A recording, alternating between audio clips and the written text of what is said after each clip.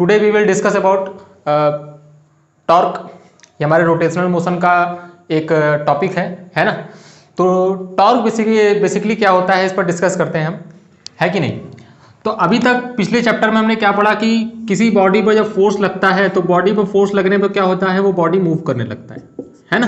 तो इस फोर्स का हमने एक पहलू पढ़ा था कि अगर किसी बॉडी पे फोर्स लगता है तो ये बॉडी को क्या कर देता है, एक्सेलरेट कर देता है, और ये बॉडी क्या करने लगता है, एक्सेलरेटेड मोशन करने लगता है ना। तो ये बॉडी अगर एक्सेलरेटेड मोशन करने लगता है तो ये हमारा एक इस फोर्स का क्या है, एक पहलू है। हम इस फोर्स के दूसरे पहलू पे चर्चा करते हैं। जब क्या होता है, जब भी किसी बॉडी पर फोर्स लगे और इस फोर्स के कारण अगर बॉडी घूमने लगे, मतलब घुमाव इफेक्ट प्रोड्यूस हो जाए, है ना। If there is rotational motion in the body due to the external force, जब हम कोई एक्सटर्नल फोर्स अप्लाइड करते हैं, कोई फोर्स अप्लाइड करते हैं, अगर उस फोर्स की वजह से बॉडी घूमने लगती है, तब हम कहते हैं भाई साहब बॉडी पर टॉर्क लग रहा है। तब हम क्या कहते हैं, बॉडी पर टॉर्क लग रहा है। तो टॉर्क यहां से स्टार्ट होता है जब हम बड़ी बड़ी बॉडी लेते हैं, फोर्स लगाते हैं। हो सकता है बॉडी चले या हो सकता है बॉडी घूमे, है ना, क्योंकि फोर्स लगने में बॉडी चले ही ये कोई जरूरी नहीं है। हो सकता है बॉडी उस फोर्स की वजह से घूम रहा हो सकता है उस फोर्स की वजह से चल रहा हो। तो अगर हम छोटे से पार्टिकल की बात करते थे न्यूटन्स लॉ ऑफ मोशन पे, तो उस छोटे से पार्टिकल पर अगर फोर्स लगाएंगे तो ऑब्वियस सी बात ये चलेगा, क्योंकि छोटा सा पार्टिकल है। लेकिन अगर हम क्या करें, एक बॉटल ले लेते हैं, जैसे कि मान लेते हैं एक बॉटल है या फिर कोई बड़ी सी रॉड है। इस रॉड पर हम क्या करते हैं, ऊपर टॉपमोस्ट पॉइंट पर अगर फोर्स लगाते हैं तो क्या देखते हैं हम कि बॉडी टॉपल कर जाती है, घूम जाती है, गिर जाती है, इस तरीके से, है ना, टॉपल कर जाती है। अगर ये टॉपल कर जाती है तो इस पर फोर्स, इस फोर्स की वजह से क्या हुआ, एक टॉर्क लगा, जिसके कारण ये घुमाव इफेक्ट प्रोड्यूस कर दिया। तो कहने का मतलब ये, जब कभी भी किसी बॉडी में फोर्स लगे जिसके कारण घुमाव इफेक्ट प्रोड्यूस हो रहा हो उस बॉडी में, तो हम बोलेंगे कि उस फोर्स की वजह से क्या आ रहा है, टॉर्क आ रहा है। क्या आ रहा है, टॉर्क आ रहा है। ठीक है, बहुत अच्छी बात है। आइए देखते हैं इसका डेफिनेशन क्या है। इसको समझ तो गए कि हाँ ये चीज होता है टॉर्क, मतलब फोर्स की वजह से क्या प्रोड्यूस हो, रोटेशनल मोशन बॉडी का प्रोड्यूस होने लगे, है ना। तो टॉर्क को डिफाइन कैसे किया गया है किताबों में, मैं भी उसी चीज को लिख देता हूं एक बार, कि इसे बोलते हैं the moment of force, the moment of force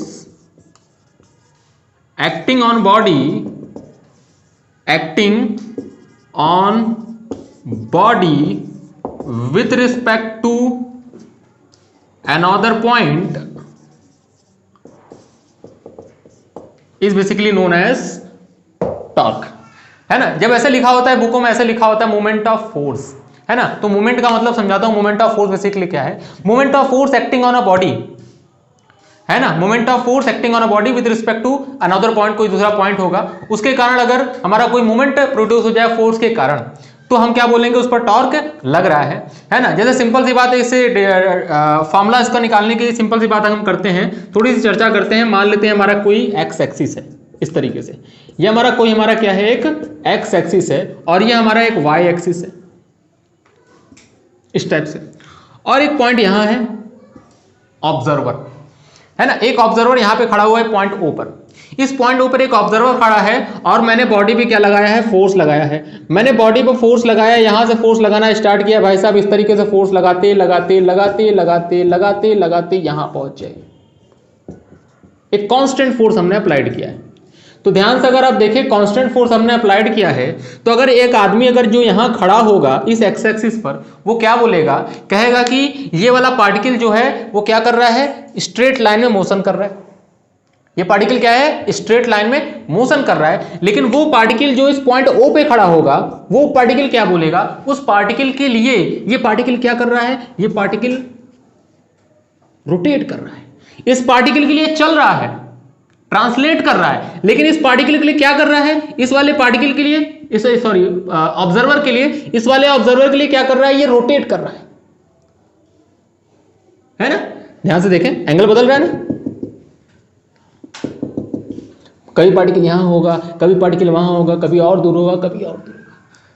मतलब किसी बॉडी का चलना या फिर किसी बॉडी का घूमना इस बात पे डिपेंड करता है कि कहां से देखा जा रहा है ना। इस बात पे भी डिपेंड करता है कि कहां से देखा जा रहा है। जैसे कि बहुत दूर पे पोल होता है, कोई पोल होता है या कोई पेड़ होता है, आप ट्रेन में बैठे हैं, तो ट्रेन में बैठे हैं तो वो पोल कैसा नजर आता है, वैसे धीरे धीरे धीरे आपका ये गर्दन घूमता है ना देखने के लिए उस पोल को। लेकिन अगर वो पोल या पेड़ जो ट्री है आपके ट्रेन के बहुत पास वाला हो, अगर बहुत पास वाला हो तो क्या होगा, बहुत पास वाला होगा तो खटाक से निकल जाएगा, खटाक से निकल जाएगा तो मतलब आपकी जो गर्दन है आपकी बड़ी तेजी से घूमेगी, मतलब there is involvement of angle, यहां पर एंगल का इन्वॉल्वमेंट है। और जब कभी भी किसी चीज को देखने के लिए एंगल का इन्वॉल्वमेंट हो, मतलब आपकी गर्दन घूमने लगे, आपकी आंखें घूमने लगे, है ना, तो क्या होता है, वहां पर वो बॉडी रोटेट करता है, वहां ट्रांसलेट नहीं करता। लेकिन यहां खड़े होकर इस बॉडी को जब आप देख रहे होंगे तो पार्टिकल सीधा जा रहा होगा, तो आपकी आइस सिर्फ देख रही होगी, घूम नहीं रही होगी। लेकिन यहां जब खड़े होंगे तो आपकी आइस घूम रही होगी इस तरीके से। समझ में आ रही बात मेरी, है ना। तो आपकी आइज जब घूमने लगे जब कभी भी, तो वहां पर इन्वॉल्वमेंट होता है एंगल का, मतलब रोटेट करता है बॉडी। अगर आइस नहीं घूम रही है तो बॉडी रोटेट नहीं करता। तो कहने का मतलब इस पॉइंट के अबाउट ये बॉडी रोटेट करी है तो भाई साहब, तो अगर इस पर फोर्स लगा है तो पक्का है इस पर टॉर्क आया होगा, है ना। तो ध्यान से देखते हैं, चलिए एनालाइज कर लेते हैं टॉर्क आया होगा कि नहीं आया होगा। मान लेते हैं इस पर फोर्स लगा है, फोर्स लगा है कितना, कैपिटल एफ फोर्स लगा है भाई साहब इस पर, इस तरीके से कैपिटल एफ फोर्स। इस पॉइंट के रिस्पेक्ट में कितनी दूर पर है, इस पॉइंट के रिस्पेक्ट में आर डिस्टेंस पे है, जिसका पोजीशन वेक्टर मैं क्या दिखा रहा हूं, आर वेक्टर। मतलब मैंने इसको ओरिजिन मान लिया, है ना, मैंने इसको ओरिजिन मान लिया है और आर वेक्टर ये है, तो ये पार्टिकल एफ, इस पार्टिकल पे एफ फोर्स कांस्टेंट फोर्स इधर लगाया हुआ है। अगर ये आर वेक्टर इस फोर्स से कितना एंगल बना रहा है, अगर ये आर वेक्टर इस फोर्स से आपका एंगल बना रहा है थीटा, कितना बना रहा है, थीटा, ये मतलब यहां से कितना एंगल बना रहा है, ये थीटा। तो अब ध्यान से अगर आप देखें, इस फोर्स के दो कंपोनेंट आप करें, दो कंपोनेंट आप करेंगे तो इस फोर्स के दो कंपोनेंट होगा, एक एंगल की तरफ होगा और एंगल के अपोजिट होगा। तो जो एंगल की तरफ आपका जो कंपोनेंट कहलाएगा उसे हम क्या बोलेंगे, एफ कॉस थीटा, और एंगल के अपोजिट जो होगा वो क्या होगा, एफ साइन थीटा। तो दो कंपोनेंट हो गए। तो ध्यान से अगर आप देखें तो इस पार्टिकल के बारे में सोचिए, मतलब अपने आप को इस पॉइंट पर बैठा हुआ समझे, मतलब आप ऑब्जर्वर बन जाइए इस पॉइंट पर बैठकर और सोचिए। ध्यान से अगर आप देखें तो बताएं ये एफ कॉस थीटा क्या कर रहा है, क्या घुमा रहा है, कौन सा फोर्स है, कौन सा कंपोनेंट है जो इस पार्टिकल को घुमाना चाह रहा है। तो एकदम सीधा सीधा एकदम दिख रहा है, इस पार्टिकल को घुमाना चाह रहा है कौन, एफ साइन थीटा। और एफ का कॉस थीटा क्या कर रहा है, चला रहा है, खींच रहा है, इस आर को क्या कर रहा है, बढ़ा रहा है ना। तो एफ कॉस थीटा क्या कर रहा है, इस आर को बढ़ा रहा है। ऐसा महसूस हो रहा है कि अगर हम फोर्स को तोड़ देते हैं तो एफ कॉस थीटा क्या करता है, इस पोजीशन को बढ़ा रहा है, और एफ साइन थीटा क्या कर रहा है, पार्टिकल को घुमाने की कोशिश कर रहा है। तो इसका मतलब ये कि ये वाला कंपोनेंट हमारा टॉर्क प्रोड्यूस करेगा और ये वाला कंपोनेंट हमारा टॉर्क प्रोड्यूस नहीं करेगा, क्योंकि वो चलाने की कोशिश किया है।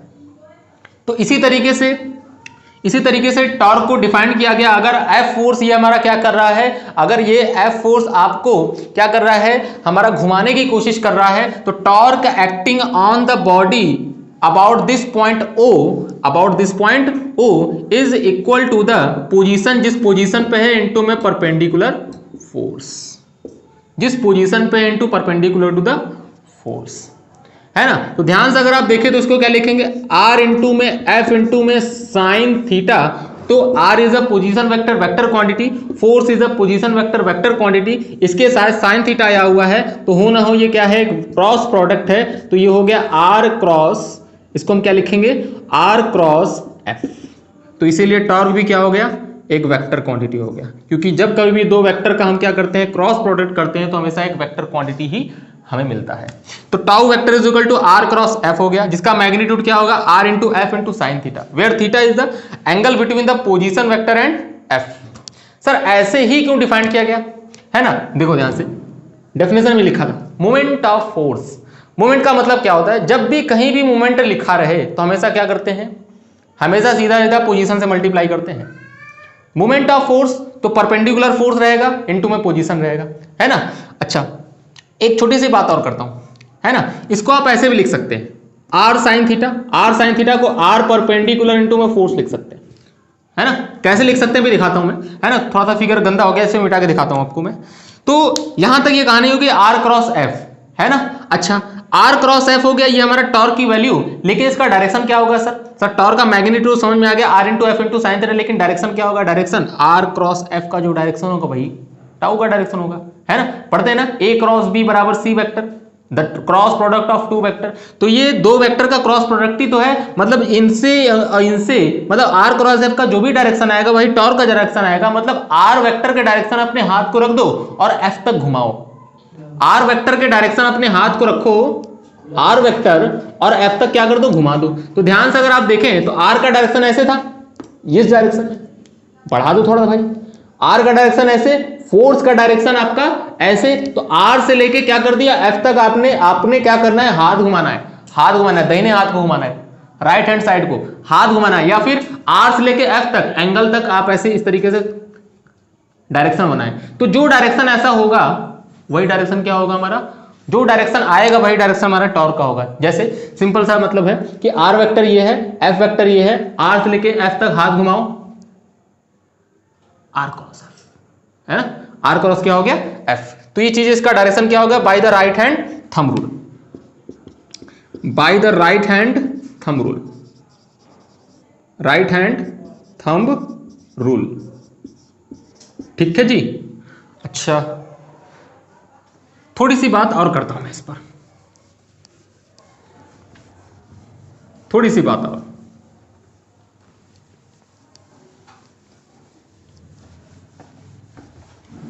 कि हमने पढ़ा सर टाउ की value R into F into sine theta होता है, वही फिर से वही बात कि पार्टिकल हमारा ये है, इस पे लगा है फोर्स कैपिटल F, और इस पॉइंट के अबाउट देखा जा रहा है ये पोजीशन वेक्टर R है ना। तो ध्यान देखें, पार्टिकल पर जिस डायरेक्शन में फोर्स लगता है उस लाइन को बोलते हैं लाइन एक्शन ऑफ फोर्स। क्या बोलते हैं इसको, line action of, line action of force, है ना जी। अच्छा, ये अगर पोजीशन वेक्टर का डायरेक्शन और एफ वेक्टर डायरेक्शन के बीच का एंगल अगर हमारा थीटा है ना, तो इसका मतलब ये भी थीटा होगा, इसका मतलब क्या होगा, ये भी थीटा होगा। तो ध्यान से अगर आप देखें तो आर वेक्टर का दो कंपोनेंट तोड़े, तो एक कंपोनेंट तो ये होगा आर कॉस थीटा, और एक कंपोनेंट ये होगा आर साइन थीटा, तो ये भी आर साइन थीटा हुआ, आर साइन थीटा। तो आर साइन थीटा क्या है, R sine theta is the perpendicular distance, जिस पोजीशन के अबाउट आप देख रहे हैं, है ना। तो मतलब आर परपेंडिकुलर क्या हुआ, R perpendicular is the perpendicular direction, perpendicular length from the line of action. Line of action से परपेंडिकुलर लेंथ होता है उस पॉइंट के अबाउट, जिस पॉइंट के अबाउट हम क्या निकालना चाह रहे हैं, टॉर्क निकालना चाह रहे हैं। वही मैं बात कह रहा था कि टाउ की वैल्यू क्या होती है, टाउ बराबर आर क्रॉस एफ होती है वेक्टर फॉर्म में, और टाउ का जो मैग्नीट्यूड होता है, टाउ का मैग्नीट्यूड होता है R into F into sine theta होता है, और इसी को हमने क्या लिखा था, R into perpendicular force. Perpendicular force तो समझ में आता है, परपेंडिकुलर फोर्स क्या होता है, F is the perpendicular force acting on a particle, लेकिन किसके परपेंडिकुलर, आर के परपेंडिकुलर, है ना। और इसको और कैसे लिखा जाता है, और लिखा जाता है एफ इंटू में आर परपेंडिकुलर, इसी आर साइन थीटा क्या लिख दो, आर परपेंडिकुलर। लेकिन आर परपेंडिकुलर क्या है, परपेंडिकुलर लेंथ, परपेंडिकुलर पोजीशन, है ना, perpendicular position from O, from line of action on O, from line of action on O, perpendicular length लेते हैं हमेशा लाइन ऑफ एक्शन से। तो ये क्या हो गया, एफ इंटू में आर परपेंडिकुलर। तो एक तरीका ये हो गया, एक तरीका ये हो गया, एक तरीका ये हो गया जब वेक्टर फॉर्म में दिया रहेगा और एंगल देख के, फोर्स देख के अगर पोजीशन दे दिया जाए, तो एक तरीका ये भी हो गया। मतलब चार तरीके से हम फोर्स को निकाल सकते हैं, जिस तरीके से हमसे क्वेश्चन को वो पूछ रहे हैं। डायरेक्शन क्या होगा, direction by right hand thumb rule. जैसे आइए देखते हैं एक चीज, डायरेक्शन के बारे में थोड़ा सा और प्रैक्टिस कर लेते हैं, है ना। डायरेक्शन के बारे में हम थोड़ा सा क्या कर लेते हैं, प्रैक्टिस कर लेते हैं। जैसे ध्यान से अगर आप देखें, मान लेते हैं एक पेंडुलम है, पेंडुलम तो आप जानते ही होंगे। मान लेते हैं इस तरीके से पेंडुलम है, और यहां से इस पेंडुलम को छोड़ा गया, यहां से इस पेंडुलम को छोड़ा गया, यहां से इस पेंडुलम को छोड़ा गया, तो mg किधर लगेगा, लाल इधर, और ये पॉइंट है, पॉइंट ऑफ ऑब्जर्वेशन, मतलब इसी पॉइंट के अबाउट देखना है। तो ध्यान से अगर आप देखें, mg इधर लग रहा है और इस पॉइंट के अबाउट देख रहे हैं, तो r का डायरेक्शन ऐसे है, r का डायरेक्शन ऐसे है, तो ये क्या हो गया, r वेक्टर। हमेशा क्या, r वेक्टर का हेड वहां बनाए जहां पर फोर्स लग रहा हो, तो इसलिए पॉइंट ऑफ ऑब्जर्वेशन ये था पार्टिकल पे फोर्स नीचे mg नीचे की तरफ लगा और r वेक्टर का डायरेक्शन हमेशा पार्टिकल की तरफ मैंने लिया। तो ध्यान से अगर आप देखें तो ये क्या हो गया, ये हो गया आपका एंगल, है ना। तो ध्यान से अगर आप देखें तो इस पॉइंट के अबाउट r का डायरेक्शन ऐसे ऐसे, है ना, r का डायरेक्शन ऐसे, फोर्स का डायरेक्शन ऐसे, तो एंगल हमेशा r से लेके f तक घुमा देंगे, r से लेके f तक घुमा देंगे, मतलब ऐसे ऐसे घूम रहा है। और अगर ऐसे ऐसे घूम रहा है मतलब बाहर की तरफ, है ना। तो ये पार्टिकल बाहर की तरफ है, तो बाहर की तरफ है तो इस तरीके से घूम के आएगा, और अगर इस तरीके से घूम के आएगा तो घूम के आने लगेगा आने लगेगा आने लगेगा आने लगेगा, दूसरे साइड में चला गया, है ना जी। ये पार्टिकल किधर चला गया, दूसरे साइड में चला गया। और अगर दूसरे साइड में चला गया तो इस पॉइंट के अबाउट r का डायरेक्शन ये हमारा हो गया, लेकिन अब की बार mg किधर लग रहा है, अब की बार mg नीचे की तरफ लग रहा है। तो ध्यान से देखें, r का डायरेक्शन mg मतलब फोर्स का डायरेक्शन, तो r से लेके f तक घुमाना है, एंगल घुमाओ, ये एंगल ऐसे घुमा है मतलब ऐसे ऐसे ऐसे ऐसे है, मतलब टॉर्क ऐसे है। टॉर्क ऐसे है तो यहां पे जब इस पॉइंट की राइट साइड में, है ना, इस लाइन के राइट साइड में पार्टिकल जब पहुंचती है तो टॉर्क ऐसे लगता है। इस पॉइंट के लेफ्ट साइड में पार्टिकल रहती है तो टॉर्क ऐसे लगता है। ये डायरेक्शन है ना जी। तो इस तरीके से डायरेक्शन निकाले जाते हैं, है ना। मैंने मैग्नीट्यूड सिखा दिया आपको, मैंने 4 तरीका बताया कैसे निकाला जाता है, r परपेंडिकुलर f, और थोड़ा सा मैं उसका डेफिनेशन बता के उसको क्लियर कराया हूं। ठीक है, थैंक यू वेरी मच।